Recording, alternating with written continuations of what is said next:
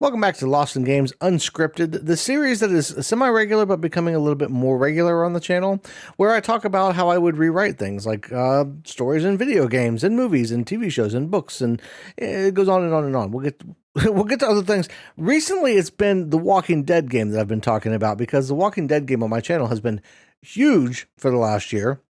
About a year ago is when it kind of blew up on the channel. And you all seem to really enjoy these rewrite videos, and I'm glad for that because I enjoy making them. I've gotten a lot of great comments on the past few. I did a kind of a semi-rewrite for the whole series a few weeks ago.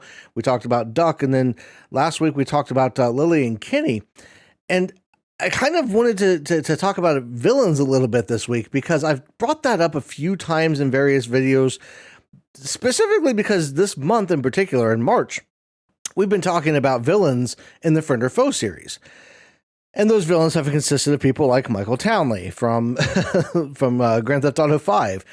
I believe Joan's video came out. I think it was Joan that came out. It's been a crazy couple of weeks, but with Joan from The Walking Dead. And she's going to be one of the people that we're actually talking about today.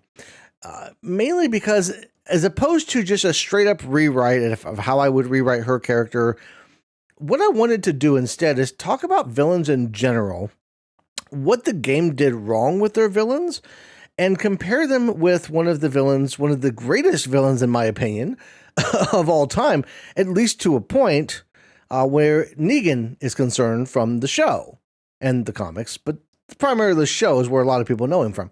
So I wanted to talk a little bit about that, and Joan and Carver specifically when it comes to this, because the villains in the Walking Dead series and in the Walking Dead game in general aren't very good, right? They pretend to be nuanced, but they're in such a hurry because there's only 5 episodes per season, except for the fourth season only has 4 episodes.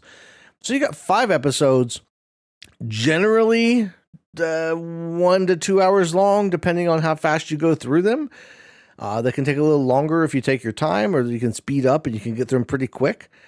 So you don't have a lot of time when it comes to developing and actually having good villains.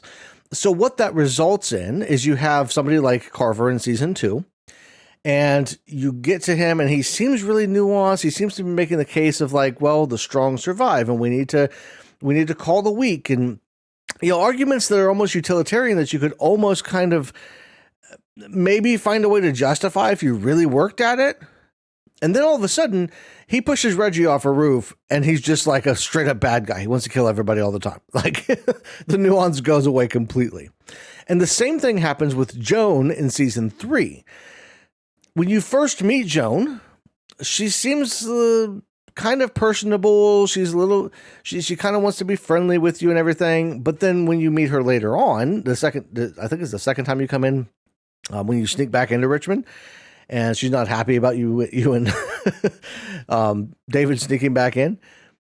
But she has this nuanced idea of, we had to save ourselves. We had lost so much over the winter.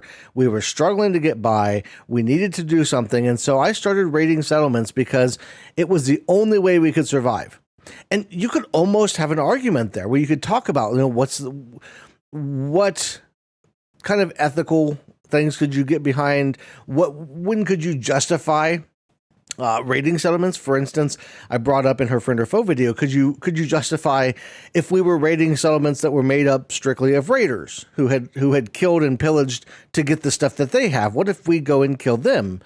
But then there's an escalation point there of like, okay, well, these people, they weren't perfect, but they weren't maybe raiders, but they might grow up to be raiders, some of their kids and stuff. So we need to take them out now. Where does that justification stop?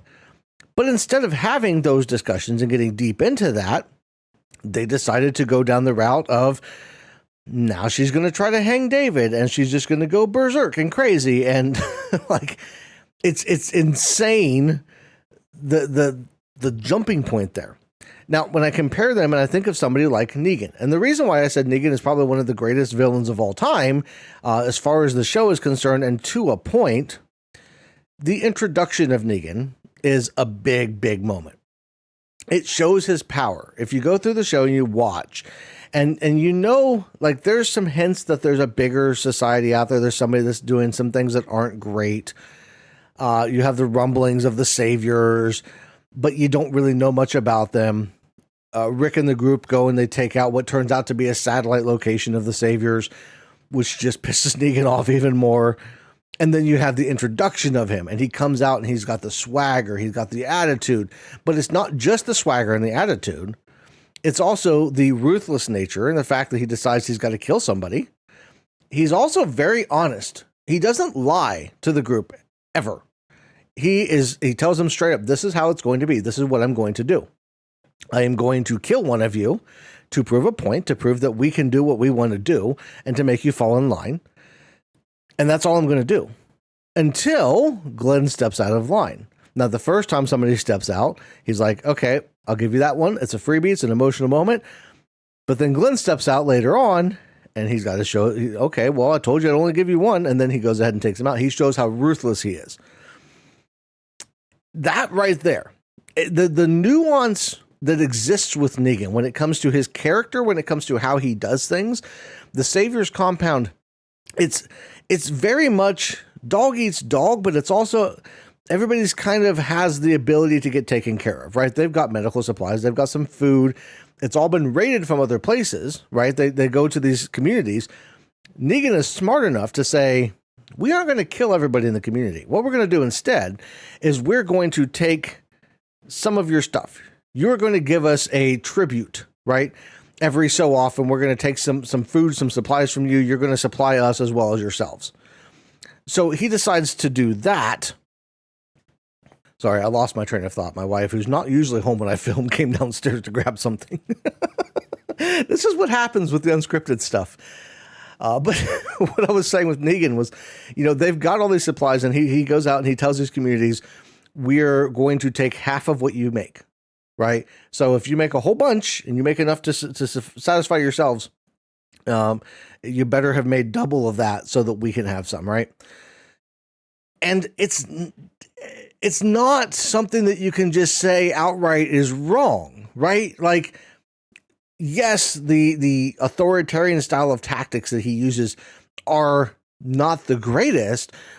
But if the community that they are raiding gets to continue to exist, if they don't kill anybody in that community on a regular basis, and maybe they kill somebody at the beginning, and that's wrong. But if they don't kill anybody else after that, you could almost say, well, in the long term, it's better for everybody's survival. They all get to live, right? Even as ruthless as the saviors are.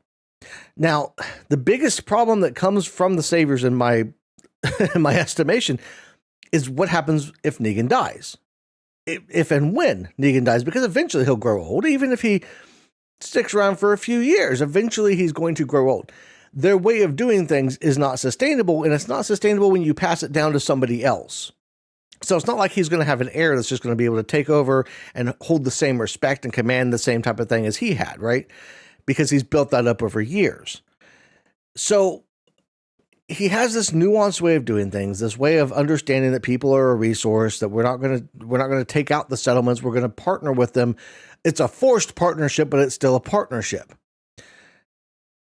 Now, where Negan is concerned, the show, I don't know about the comics because I never got that far in the comics as far as where Negan's at. I know that there's a lot of differences, but the show itself, one of the reasons I stopped watching it back in the day, and I wound up going back and finishing it eventually, but I stopped watching it because the Negan storyline drug out just far too long, right? If I'm writing that storyline, Negan himself is a great villain. He's somebody, he's got some power, he's got some oomph behind him, and he's making a point that you almost have trouble arguing against, right?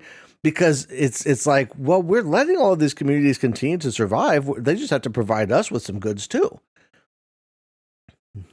So it makes it difficult to kind of go against him. But then he continues to get more ruthless, more brutal. He carries it on. He tries to make more points over things. He kills extra people in Alexandria he doesn't have to kill just to prove that he can. And of course, it doesn't help that Alexandria stands up to him, and then they have the whole war. But that whole storyline just drug on way too long. You know, the Negan storyline should have been one season. Quick and easy, one season. You introduce Negan, you have the back and forth, you have the Alexandria kind of wanting to stand up, working with the Kingdom and Hilltop, and have them all come together, and then have the big battle at the end of the season where Negan ultimately he gets his throat slit, but he survives, which again I think is a great way to keep him going and to give him more of an arc. But we're not getting into the arc necessarily with Negan. It's not a Negan friend or foe video, although if you'd be interested in that, maybe at some point, let me know if you would want to see something like that. But bringing it back to the games, we can focus on what they could have done better with Joan and Carver and how I think they could have been one bad guy. See, in my rewrite, when it comes to Carver, I would have had him almost not be a completely Negan figure because that's too much copying. Unfortunately, the game did still kind of copy Negan, but they split him into two.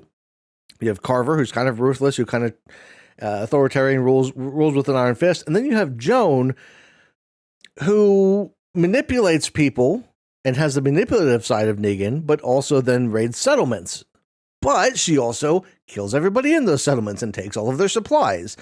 Eventually you run out of settlements, you run out of supplies. So that's the worst possible way to do things. But again, they took him and they split him into two. I would prefer to see them brought back together. Have a Carver in season 2 that lasts from episode 2. Because episode 1, as I talked about in my rewrite, in season 2, you would be playing as Kenny, right? And you would be going through Kenny's what happened for him after leaving the savannah and stuff, up until the point where at the ski lodge he meets Clementine and whoever else she kept alive from season 1. That would be episode 1, getting back into the circle and stuff. And the end of episode 1 would be the introduction of Carver as he shows up to try to find the cabin group at the lodge. I would have episodes 2, 3, 4, 5 all center around Carver and the back and forth between him and Kenny, with Carver being more nuanced, with Carver having the idea of not necessarily going out and raiding settlements, because you don't want to copy one for one with the show, but Carver having the more manipulative, more subtle tactics where he really plays it up with Clementine specifically, because I think he would see in Clementine what he would want to see in like a protege, right? I would maybe even... you can't take the AJ storyline completely out because AJ is kind of pivotal to why he's tracking down the cabin group. Although you almost could, because you could have him be manipulative and wanting to track the cabin group down just to track them down, just to prove he could, kind of thing. And I think that's almost more interesting than him saying, Rebecca's pregnant with my baby and I need to get her back. Like, I think... as much as AJ is a fan favorite for some people in season 4, I don't think he's needed in my rewrite. Like, I would almost maybe even just completely get rid of him and just have Carver showing up looking for the cabin group to say, hey, these people ran away. On the way out the door, they killed my buddy George. And I talked before about how I would have DLC in between seasons 1 and 2 where you play as George. And showing Hal's Hardware and showing the dynamic there, and kind of showing Carver to be more nuanced and more relaxed and more leading by example type of thing to kind of build him up, right? Because that, unfortunately, is a lot of times what happens with manipulative figures is they try to pretend, they play a role. They act like, well, I'm going to do the thing. I'm going to show you. I'm getting down in the trenches with the troops. And then it turns out that they are only doing that to manipulate people to get support for people, because it's harder to go against somebody if you've supported them for a long time. We see that in real life right now in politics. That's a big thing. If you've supported somebody for a long time and you think that they were good for whatever reason, and then you find out that they weren't good, well, it's hard to really take that back. It's hard to really, because you don't want to admit that you were wrong. So Carver would be one of those people that would use that tactic, I think. So he would show up at the ski lodge and say, I need to take this group back. They killed my buddy George. They need to face justice, right? If you all come along willingly, you're not going to face the same consequences as them. And that could be where you as Kenny decide to either go along with it and say, yeah, okay, well, we'll go back with you, whatever, this is fine. Maybe you got a good community. Maybe it's better than the ski lodge that we're currently at. Or you as Kenny say, hell no, I'm not doing that. I want nothing to do. We're going to stay right here. And that's when Carver kind of ramps things up and forces it a little bit. And that's where you kind of get the inkling of where he's, he would, but still manipulating. Well, I don't know if you're actually working with these guys, or I'd have to be worried if I don't take you back that you might come and try to free them. How do I know how long you've known them for? You could build that up as Carver. And so I think, and then into the season further, Carver would start to bring Clementine under his wing and would start to say, hey, you seem like a smart kid. You could lead a group. All it is a matter of making sure people are fed. And look, we've got all this stuff we've built up, and we've only been able to do that because of my leadership, because I've motivated people. I've kept people going, right?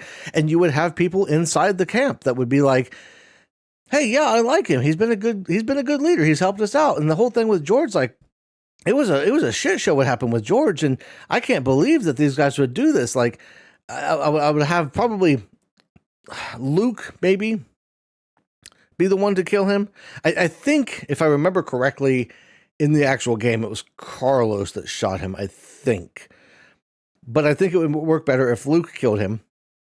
Make Luke kind of the cabin group's kind of de facto leader. Keep him as he is personally, but like he was the de facto leader. Not somebody to go against Kenny, because Kenny would then have to decide what he's going to do with Carver. But at least somebody that was there as like, he's the one that was leading them, right? And I would even maybe take that a step further to where Carver could potentially even execute Luke for killing George. I think that could kind of push things a little further, maybe against whatever Clementine is saying to him. Or as Kenny, maybe Clementine is like, hey, Carver's saying that he's going to execute Luke, and he's actually got a really good reason, because Luke didn't have to kill George. And then Kenny could be like, well, I don't know that I trust this Carver guy. He might be lying about what happened. And you have to try to convince her, right?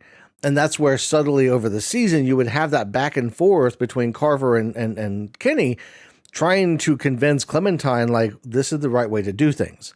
We don't do these more ruthless things. We do more kind things. We want to build a better society, and this is how we should do it. Whereas Carver says, no, the way to rebuild society is this way, because it's dog eats dog out there.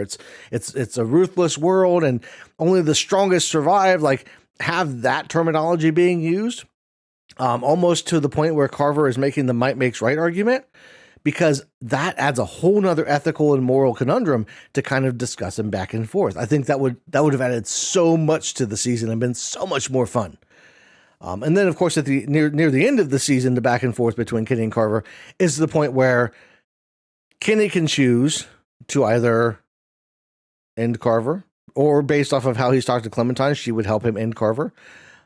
Or if you haven't been good at convincing Clementine, if you have been maybe anti-Carver the whole time, and he's been more nuanced and more subtle, but you've been more excitable and angry and didn't like him, he winds up killing Kenny. And at the end of the season, Kenny's dead. Clementine is trying to figure out what the hell she's going to do. She has to escape at this point, and maybe gets Carver killed in the chaos too. So they're both dead now, moving into season 3. And that's where I think Joan, I would keep the idea of a committee, and Joan could even still be a character in the New Frontier when they get there. Season 4, my rewrite is where they have the New Frontier and the Delta and the fight back and forth. But that would make it so much more interesting to have, if Joan and the entire council were all on board with doing whatever it took to survive, right? If the council had made the decision, we know about this boarding school, we want to try to kidnap some kids from there because we can turn them into soldiers, right? And that's where Clementine gets kidnapped and brought in. But maybe they aren't as ruthless about it. Maybe they aren't like the Delta is in the game we got, where they're just coming in and just blowing the walls off the place and everything. They're more subtle. They're trying to pull them in, trying to trick them in almost out of a sense of desperation, not out of a sense necessarily being evil.